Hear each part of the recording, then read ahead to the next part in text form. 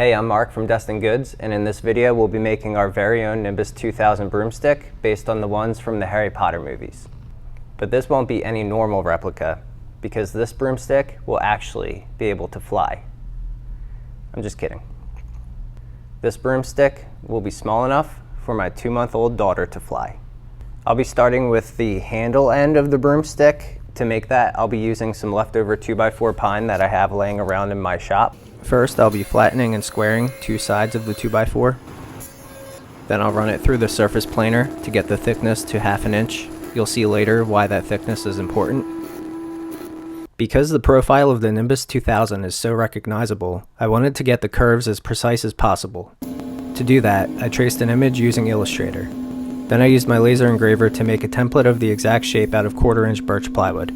I then engraved the shape into the pine wood to make bulk removal easier. I used the bandsaw to make a rough cutout. The goal here is to leave about 1/8 inch of material to remove in the next step. Using double-sided tape, I attached the shape template to the pine. The drum sander was used to remove some extra material from inside corners. Then a flush trim router bit on my table router got me the clean final shape I was going for. To round the edges, I used a 1/4 inch roundover bit on my router. Since I got the thickness of the pine down to 1/2 inch earlier, this resulted in a perfectly circular profile. To get everything nice and smooth, and to remove some burns left from the router table, I hand sanded the handle up to 220 grit. In order to match the nice dark brown of the broomstick, I applied 1 coat of Minwax Special Walnut Stain, waited 15 minutes, then buffed off any residual stain.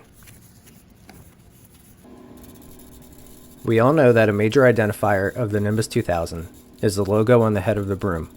To make sure that this was done precisely, I laser engraved the logo into the head of the broomstick. Then I mixed up epoxy resin and added gold pigment mica powder. I poured the epoxy into the engraved logo, being sure to tap and remove any air bubbles that showed up. Once dry, I wet sanded the epoxy down, going up to 1200 grit sandpaper, and then finishing the whole broomstick off with a polishing compound. Because this removed the stain applied earlier, I went back off camera and reapplied the walnut stain to the whole broomstick. When it came to the tail of the broomstick, I really wanted to make sure that I got the shape of it accurate.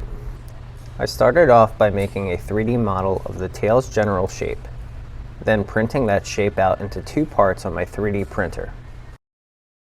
I used epoxy glue to attach the 2 parts together, and wrapped everything with tape to keep the parts aligned while the epoxy dried.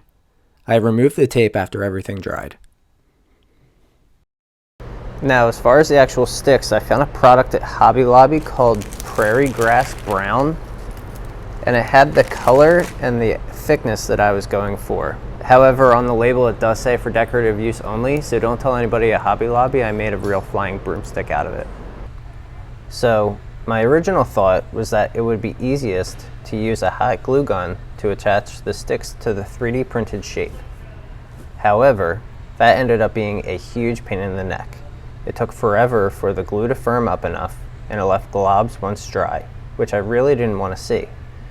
After painstakingly getting a first layer of sticks glued on, I decided to try coating the entire tail in epoxy resin and then smushing all of the remaining grass around it and tying a rope around everything so that as the epoxy dried, the tail would retain its form.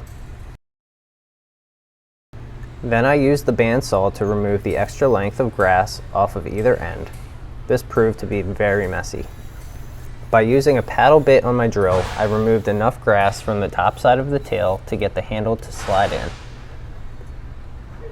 To attach the tail and the handle together, I used a 2-part epoxy resin.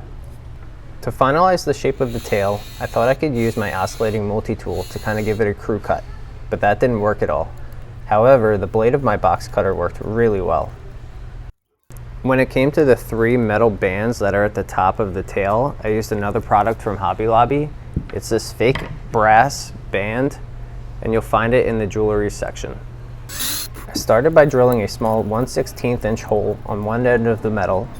I stretched that metal around the tail to see what length I needed, then used wire cutters to cut the length, and made another hole on the end. Then I took a small picture frame hanger nail, snipped the end off a bit, and fed that through both holes of the band to keep it in place. I repeated those steps 2 more times for the other 2 bands, fussed around a little bit to get everything perfectly spaced, and used a tiny hammer to nail everything in place. There ended up being a few sticky-uppy pieces, so I took Elmer's glue and brushed it onto the areas that needed reattachment. Green fluoro wire worked really well for keeping the strands in place during drying. All that was left to make was the golden bink. For that, I took a pacifier that we don't use anymore and spray painted it gold. Boom, done. Now time for pictures of a baby flying on a broomstick.